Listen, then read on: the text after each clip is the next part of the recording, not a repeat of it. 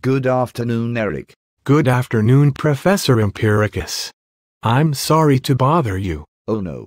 You are not bothering me. I'm always glad to speak to my students. Now, what is the problem? Well, Professor Empiricus, I'm trying to read Heidegger's Being and Time and... Heidegger. Oh dear God. Yes, and I was wondering if you could explain some things to me? Have you looked on Wikipedia? Yes, of course. And, did you find the answer? What did it say? Well, to be honest, Professor Empiricus, I didn't really understand it and, well, seeing as I'm paying thousands per year to study here, and will probably end up with debts so high that they throw me into an existentialist despair so deep that I'll be practically unemployable, though I should ask you. Oh right. Yes, of course.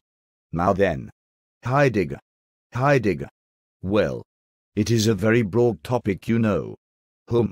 Okay, I'll start with Dasein. Yeah, I keep seeing the word Dasein. What does it mean? Well, if we take it literally, Da means there and Sein means being. Heidegger uses Dasein for us. We are Dasein. You and me. Me and you. Okay, so it's the same as the subject. Well, no, not quite.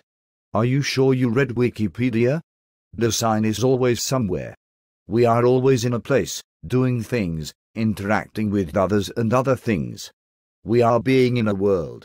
All that is hyphenated, by the way. You are always being in somewhere, you are always participating in something, and you comport yourself. I want myself? Comport yourself. It means how you behave or act. Every one of your actions comes from your way of comporting yourself. Dasein comports itself towards being, so everything you do comes out of your way of existing in the world. So you have a responsibility for how you act. And everything around you touches you. So you are involved and you live in a world that has significance. Quite a social philosophy, don't you think? For life to be meaningful, it must have some kind of social significance. I don't get it. No, neither do I. Pardon? Oh, nothing. Let me give you an example. If you are a teacher, you define yourself as a teacher, living in the world of a teacher, and when you teach, the activity defines you as a teacher. You get that? Yes, so far. Good. Then you come across things ready to hand. Again, hyphenated. So things like chalk and a board duster, and a red pen. Right, I get that. But when you see the chalk, you don't first see it as powder that makes you sneeze lumped together into a stick, and then realize that you can use it to write. Don't you? No. Because you are a functioning being in a world, you see things as either being useful to you, or not useful to you.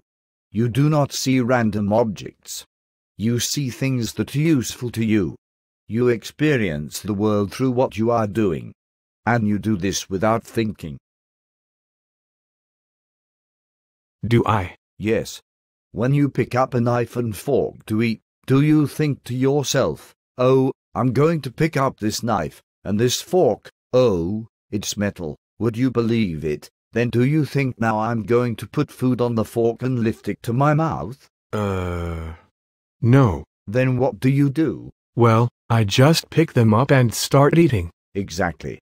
You go into a world where you are interacting with the objects and are being. But you are always existing somewhere and interacting. Wow, I think I get it. Kind of. Could you explain how we relate to other people more? Yes, I'll do that in another video. Oh, lecture.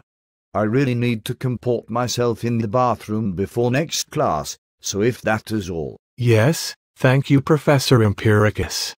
I'll continue with Being and Time, and if I have any more questions, I'll come and see you. Oh dear God. Oh yes, of course. Please do, Eric.